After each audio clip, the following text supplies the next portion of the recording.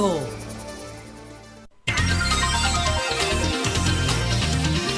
Bien, señores, esta mañana pues hablamos un poco de la propuesta que está haciendo el Instituto Caribeño para el Estado del Derecho, que busca la reactivación de la justicia en las condiciones de esta pandemia, con aislamiento social, aislamiento físico.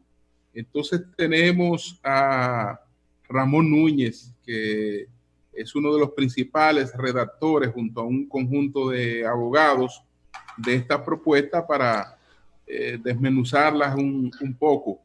Buenos días, Ramón. Y uno de los principales redactores del Código Procesal Penal. Así es. Ramón, está cerrado el micrófono. Tu micrófono, Ramón. El micrófono. Está cerrado el micrófono todavía, Ramón. Ramón, ¿qué pasa? ¿Te está comiendo? Ahora sí, okay, ya. Buenos días, Julio, y todos los integrantes del Sol de la Mañana. Para el Instituto Caribeño, o para el Estado de Derecho, es un verdadero honor que ustedes hayan abierto el espacio para conversar sobre este documento que presentamos a la comunidad en el día de ayer. Tal como señala Julio Martínez Pozo, la propuesta del ICET es precisamente cómo encarar esta situación del COVID-19 en esta etapa de emergencia que estamos viviendo y en la etapa posterior, partiendo de la idea de que aún el cese del periodo de emergencia no implica el final del riesgo del contagio. O sea, el hecho de que, digamos, ya se terminó el periodo de emergencia, no implica que no haya riesgo de contagio. Por otro lado, partiendo de la premisa de que en una sociedad democrática la justicia es un servicio público esencial.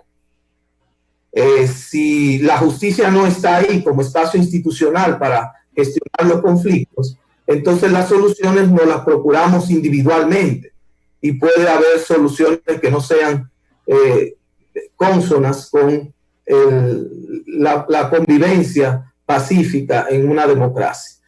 Un grupo de destacados juristas que solicitamos su colaboración, integrado por Pedro Balbuena, Luz Díaz Rodríguez, Martín Bretón Sánchez, Laura Costa Lora, Benjamín Rodríguez Carpio, Manuel Fermín Cabral, Emily Colombí Rodríguez, Manuel Ulises Bonelli Vega, Leticia Jorge Mera y Eduardo Veras Vargas, se embarcaron en esta idea de hacer una reflexión y hacer un repaso sobre el panorama de la justicia en las distintas áreas. Como es de conocimiento de ustedes, el Poder Judicial en marzo pasado decidió suspender las actividades jurisdiccionales y administrativas de los tribunales y hizo una excepción para una materia, para dos, para la penal, pero para actividades muy específicas, la solicitud de medidas de coerción y las revisiones de esas medidas de coerción, el control de la ejecución de la pena por los jueces de ejecución de la pena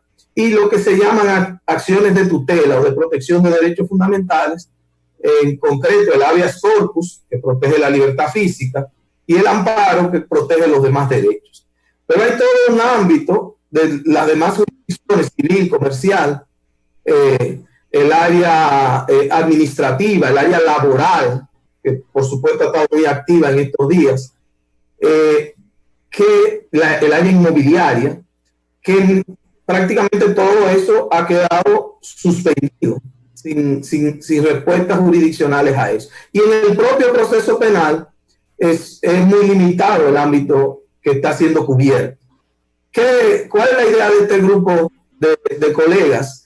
Es precisamente en términos propositivos, el ICET quiso solicitar que se amplíe el radio de actuación del Poder Judicial hacia esos otros ámbitos, pero no ampliar sin planificación, no ampliar sin tomar en cuenta el cumplimiento de determinados protocolos, sino precisamente aprovechando la experiencia del Poder Judicial, que ha dado muestra de que de alguna manera tenía la mirada puesta en circunstancias como que hoy vivimos.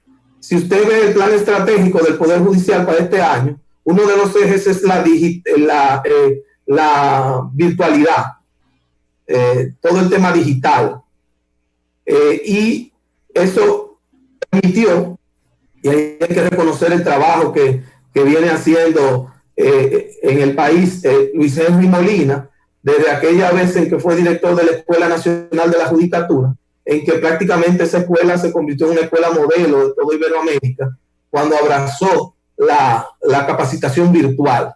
Entonces, de alguna manera, esa experiencia institucional del Poder Judicial se ha puesto en marcha, y hoy en día no tenemos un Poder Judicial totalmente cerrado, sino que hay audiencias en algunas áreas, como ya señalé, pero esa experiencia debería permitirnos que otras actividades del Poder Judicial se puedan realizar. Si para meter preso, o como yo me gusta decir, para meter en una jaula a una gente, podemos hacer una audiencia para tener una discusión acerca de un tema civil, que normalmente, si usted va a una audiencia, es una cosa donde una gente dice calidades, concluya.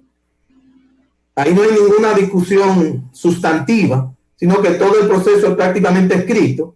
Entonces, con mayor razón, podría establecerse algunos canales para atender esos casos. Doctor Núñez, pregunta, doctor Núñez, se habla sí, de gradualismo para todo y de fases en toda reapertura. Sí. En el área de la justicia, ¿ustedes han establecido prioridades? Por ejemplo, ¿en cuáles áreas hay que reactivarlo de inmediato? Tomando en cuenta la penal, civil, comercial, el área de la familia, inmobiliaria y demás. ¿Han establecido prioridades en estas diferentes áreas? Doctor, vamos a agregar ahí, porque el documento es bastante amplio. Ustedes fueron muy rigurosos y señalan cada paso. Si usted pudiera, además de lo que dice María Elena, graficar los pasos, ¿cómo poder hacer esas audiencias? Bien. Entonces, dos preguntas en uno. Lo primero es que para hacer las propuestas, por supuesto que tomamos en cuenta la experiencia que ya tenemos en términos de el funcionamiento del sistema de justicia.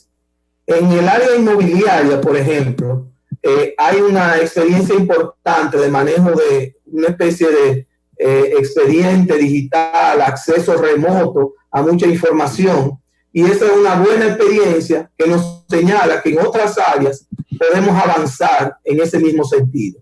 En el área penal hemos visto cómo en todos estos días, durante la pandemia, de alguna manera esa es un área que ha permanecido abierta, con limitaciones, pero ha permanecido abierta. Entonces, partiendo de esa idea, hemos planteado la posibilidad de aprovechar al máximo la virtualidad en otras áreas. Claro, para aquellas actuaciones en las que es posible. Porque, por ejemplo, empieza el documento haciendo formulaciones en materia penal e indicando que las audiencias virtuales podrían ampliarse a otras actividades que hoy en día no están siendo cubiertas por el sistema.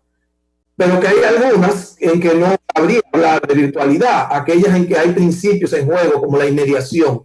Por ejemplo, celebrar un juicio con todo el rigor es muy difícil porque comprometería el principio de inmediación que implica la presencia ininterrumpida del juez y las partes ante el juzgador, y no es lo mismo remotamente, llevar a cabo eso, plantea algunas dificultades muy serias en cuanto a los derechos fundamentales. Pero hay toda una cantidad de actividades en esa materia penal que podrían realizarse. ¿Cuáles planteamos? En resumen, nosotros planteamos en cuanto a la materia penal llevar a otras fases como lo que se llama solución de peticiones. El juez de la instrucción está ahí para resolver peticiones que formulan las partes, y en ocasión de ellas lo que hace es que ordena la celebración de una audiencia. Hoy en día no hay la posibilidad de hacer esas solicitudes al juez de la instrucción, pero eso se podría resolver a través de la virtualidad. Las solicitudes de auxilio judicial, que son unas solicitudes que se hacen al juez para que ordene algunas investigaciones, también podrían hacerse por la vía remota, por la virtualidad. La designación de un perito, la revisión de una medida de coerción, que esas sí se están haciendo. el trámite de levantamiento de la rebeldía, la solicitud de extinción del vencimiento del plazo de investigación y otras solicitudes, incluso las audiencias cuando se archiva y hay alguien que realiza una objeción a ese archivo, podría realizarse eso. Ustedes formalizaron ya estas propuestas ante la Suprema, le entregaron este documento a la Suprema. Así es, Julio. Nosotros entregamos este documento por vía remota, aprovechando los canales digitales y obtuvimos una respuesta muy oportuna, o sea, la verdad que una muy buena acogida por parte del Poder Judicial. El propio presidente de la Suprema Corte de Justicia respondió que ya están estudiando el documento a través de los canales de la red social del Poder Judicial. También respondieron claramente que habían recibido. O sea, ¿hablaste con Luis Henry? Le escribimos formalmente, le mandamos una comunicación al magistrado presidente de la Suprema Corte de Justicia por vía de correo y a través de la Secretaría General, pero él tuvo también la cortesía inmediata de responder él personalmente, de modo que esta propuesta al parecer no está cayendo en saco roto, ¿no? Y nosotros lo que esperamos es generar toda una discusión, una reflexión en la comunidad jurídica con el Poder Judicial acerca de cómo se daría este proceso. Porque, señor Núñez, sí. Dos preguntas. La primera, en ninguna de sus partes esta iniciativa que ustedes tienen implicará algún cambio en términos legislativos, o sea, todo depende de la Suprema Corte de Justicia y de lo que ellos decidan de acogerlo o no. Primera pregunta. Y segunda, ¿han valorado ustedes los cambios protocolares que deberán primar en lo adelante? Por ejemplo, en el momento de una detención, en el momento de mandarte a prisión, quizás que te deben hacerte la prueba o recluirte de manera unitaria en un salón, ¿verdad? Antes de mezclarte con toda la población carcelaria. ¿Han valorado ustedes esos protocolos también?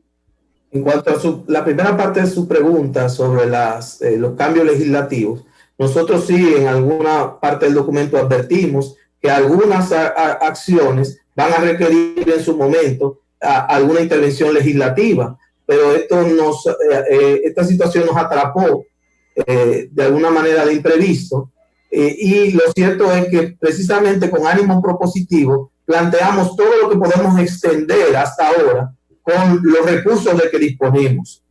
Asumimos que en algún momento este estado de emergencia va a concluir y que de alguna manera la humanidad va a encontrar alguna solución con respecto a la pandemia. Entonces, eso ya la intervención legislativa sería, si se quiere, ir más allá de lo que se permite actualmente con la ley. Entonces, nosotros fuimos en ese sentido muy pragmáticos en cuanto a proponer cosas que fueran de posible aplicación.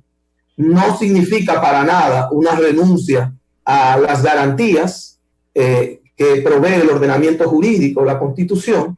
Eso en cuanto al primer aspecto que a usted le interesaba. El segundo aspecto está reflejado claramente en el documento, que es el de los protocolos. Nosotros señalamos ahí, en cada una de las áreas, que cuando sea necesario, porque hay casos en que es necesario hacer audiencias presenciales, va a haber el momento en que eso ocurrirá, se deben seguir los protocolos de la Autoridad de Salud Pública, de la Organización Panamericana de la Salud, de la Organización Mundial de la Salud, de modo que hay que hacer un esfuerzo adicional de planificación. Por ejemplo, ¿cuál es una de las grandes quejas? Eury conoce muy bien eso de hace unos años, cuando él también participó fuertemente en la transformación de la justicia penal, y es que aquí se fijan 20 audiencias para un día en una misma sala. Es absolutamente imposible conocer 20 juicios en un día. Entonces ahí ponen a todo el mundo a perder tiempo y a no resolver nada. Exactamente. De manera consciente. Esos son temas que hay que abordarlos. Quería El preguntar. Poder Judicial a mí me consta que está haciendo un esfuerzo importante de planificación y nosotros lo que estamos haciendo es sumándonos a esto. Pero queremos que se oiga la voz de los abogados, de la comunidad jurídica y que de alguna manera podamos avanzar en ese sentido. Sí. Quisiera saber finalmente si el Instituto Caribeño para el Estado del Derecho, y que se ha reunido para presentar este documento tan bien elaborado al detalle, me imagino que también le preocupan otros problemas que pueden ser tan importantes como este. ¿Qué ha previsto ese instituto en caso de que venza el periodo y no se haya podido escoger a un próximo presidente? ¿Qué pasaría, según el Instituto para el Estado del Derecho, en esas circunstancias? Lo primero, Julio, es que el instituto tuvo la dicha de que los distinguidos juristas que integran el documento accedieran a colaborar en este documento. De modo que eso no compromete la posición personal de ninguno de los integrantes, de los distinguidos juristas que nos acompañaron en eso. Ese es un tema distinto. En su momento, eso es algo como que a mí me gustan las discusiones concretas. Yo sé que ha habido muchas reflexiones.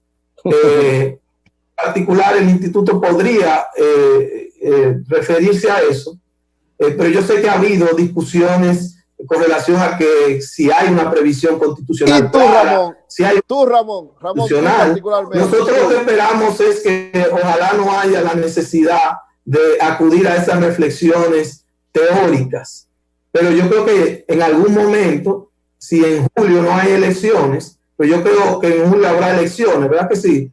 Es lo que parece haber dicho el señor presidente de la... Dijo sí o sí. Y yo, incluso de la oposición política, oigo del partido de gobierno, todo el mundo está diciendo que sí, pero la pregunta suya, Julio, me hace que cuidado si es que no. No. Entonces, las reflexiones que a mí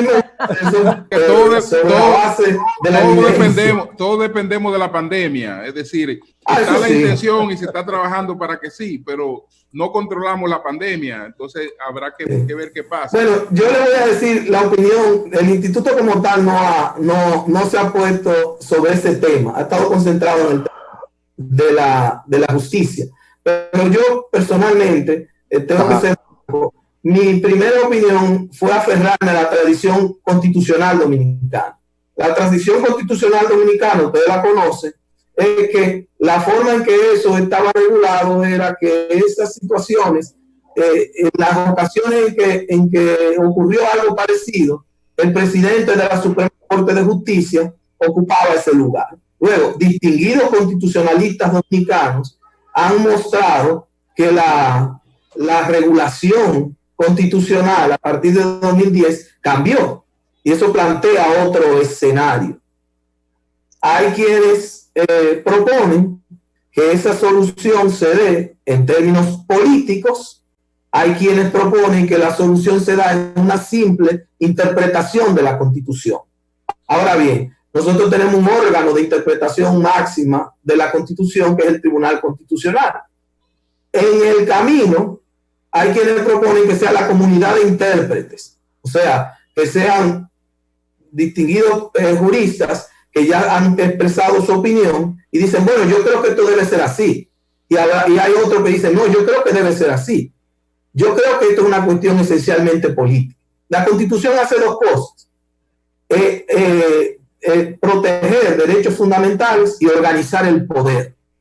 Entonces hay una parte política, esencialmente política. Y yo espero que no es muy bueno que sea la interpretación de la comunidad de intérpretes la que provea la solución. Yo creo que en esos casos lo que la sociedad dominicana se merece es una respuesta de la clase política. La clase política no nos puede decir que lo resuelvan los abogados, porque este es un problema político de primer orden. Que son políticos también. Muy personal, pero que quiero expresar para a los fines de alguna manera satisfacer su inquietud. Bueno, señor Núñez, ya le estamos despidiendo, pero yo quería como volver un poco atrás para conocer el tema de los presos en el sentido de cuál sugieren ustedes como protocolo. Entiéndase, me detienen, me envían a prisión, pero no se sabe si yo tengo coronavirus. Entonces, ¿qué debería haber? Una prueba inmediata y que eso esté estipulado de parte de la policía, de parte de fiscales, jueces, o que cuando yo esté en La Victoria, por ejemplo, primero yo me pase 14 días en un espacio solitario para evitar posibles contaminaciones. El mundo ideal es que las autoridades de salud pública, que tienen la voz cantante en esto, coordinen precisamente con el sistema de justicia y el sistema de investigación, la Procuraduría, la policía, para que eso ocurriese antes de llevar a las personas a lugares donde hay posiblemente mayores condiciones de hacinamiento. La gran pregunta es, ¿cuál es un lugar más hacinado? ¿El cuartel o la cárcel? Habrá casos o la calle. Hay cárceles en que no hay cama para tanta gente, pero hay otras en las cuales hay una cama para cada gente y hay algunos. Usted sabe que hay una dualidad, un modelo clásico y un nuevo modelo penitenciario, pero lo cierto aquí, lo que hay que poner en el centro es la dignidad humana.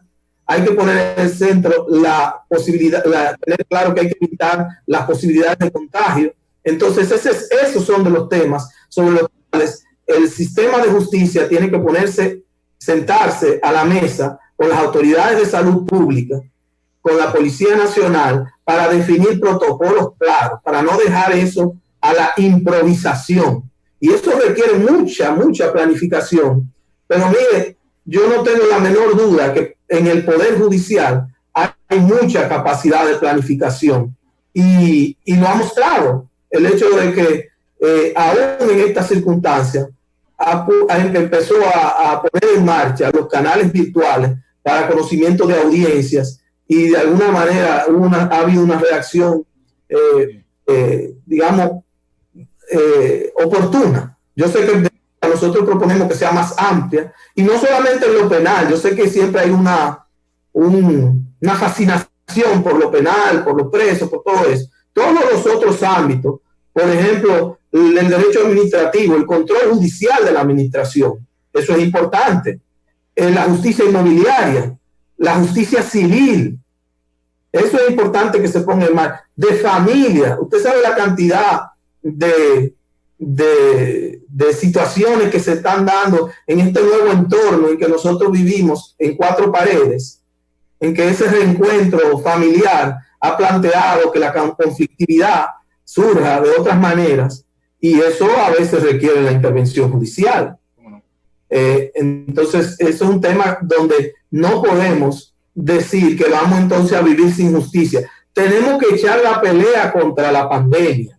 Tenemos que adaptarnos como ha hecho la humanidad durante toda su evolución. Entonces, usemos el conocimiento que tenemos de la realidad, la tecnología y las herramientas disponibles para dar respuesta. Sobre todo porque la justicia, repito, es un bien esencial.